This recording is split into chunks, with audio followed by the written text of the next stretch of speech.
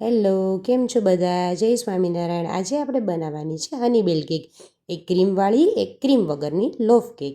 આપણે બધા ઇન્ગ્રીડિયન્ટ્સ હવે બતાવીશું. એમાં આ છે બધા ઇન્ગ્રીડિયન્ટ્સ ડ્રાય અને વેટ ઇન્ગ્રીડિયન્ટ્સ છે. એક બાઉલમાં બધા ડ્રાય લેવાના, એક બાઉલમાં બધા વીટ લેવાના. સૌ પ્રથમ આપણે નાખીશું 1 કપ મેંદો. ત્યાર પછી એમાં નાખીશું આપણે બેકિંગ પાવડર 1.5 ટીસ્પૂન નાખવાનું એમાં. ત્યાર પછી આપણે એમાં નાખવાનું છે બેકિંગ સોડા 1.4 ટીસ્પૂન કરતાં પણ અડધું 1.8 ટીસ્પૂન આપણે બેકિંગ સોડા નાખવાનો છે. ત્યાર પછી આપણે એને મિક્સ કરીશું જેથી બેકિંગ પાવડર અને બેકિંગ સોડા મિક્સ થઈ જાય. હવે બીજું બાઉલ લઈશું અને બીજા બાઉલમાં આપણે નાખીશું વીટ ઇન્ગ્રીડિયન્ટ્સ. એમાં આપણે નાખીશું હાફ કપ દહીં. હાફ કપ દહીંમાં આપણે નાખીશું હાફ કપ એમાં આપણે નાખીશું હાફ કપ દહીં, half cup sugar and 1/4 cup આપણે હની બેલ નાખીશું, મીન્સ કે હની નાખીશું, મધ નાખીશું આપણે. ત્યાર પછી નાખીશું આપણે એમાં ફેબ કંપનીનું વેનીલા એસેન્સ નાખીશું. એ આપણે નાખીશું હાફ ટીસ્પૂન. પછી બધા બરાબર મિક્સ કરીશું જેથી મધ અને ખાંડ બરાબર મિક્સ થઈ જાય. અને હવે મેંદામાં જે ડ્રાય ઇન્ગ્રીડિયન્ટ્સ છે એમાં આપણે વેડ ઇન્ગ્રીડિયન્ટ્સ બધા મિક્સ કરીશું. મિક્સ કરી અને બરાબર હલાવીને એને મિક્સ કરી દેવાનું છે. એની કન્સિસ્ટન્સી એકદમ ઢીલી પણ નહીં, એકદમ ઘાટી પણ નથી રાખવાની.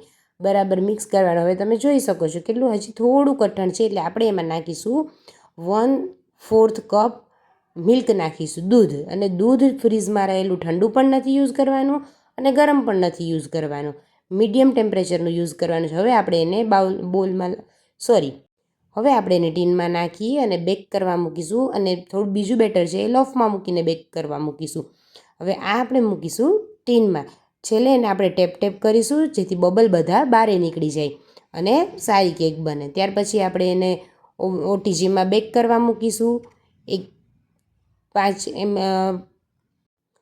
5 ઇંચના ટીનમાં બેક કરવા મૂક્યું છે અને એક ટી કેકના લોફમાં બેક કરવા મૂક્યું છે.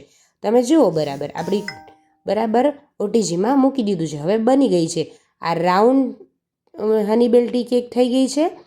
તે કેવી આ એકદમ ઇઝીલી નીકળી જાય છે મોલ્ડની બહારે, જુઓ તમે. અને એની એકદમ સોફ્ટનેસ છે. અને આમાં આપણે હવે ક્રીમ કરીશું. કસ્ટમરને આમાં ઉપર જ ક્રીમ જોઈએ, અંદર નથી જોઈતું.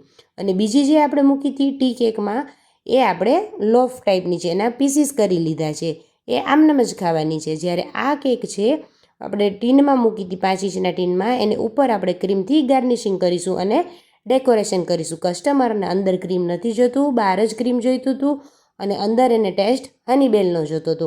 એટલે આ આપણે આવી રીતે બનાવવામાં આવી છે અને બહાર એકદમ સરસ આપણે એને ક્રીમથી બરાબર ગાર્નિશિંગ કરી દઈશું.